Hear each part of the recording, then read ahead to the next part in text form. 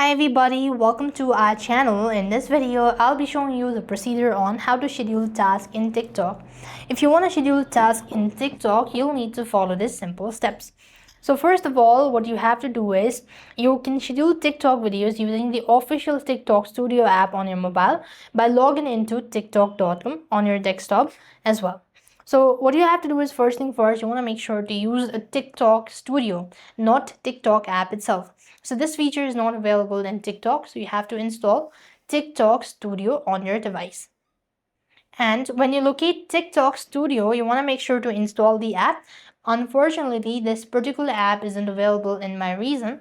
So what you have to do is once you are done installing the application, sign into your account, upload your video by tapping on the plus button.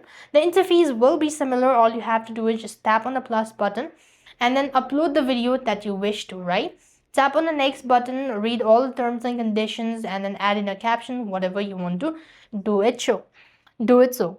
And when you're done editing and then tap on the next button, you just need to select schedule post and choose a desired date and time for your video to be scheduled.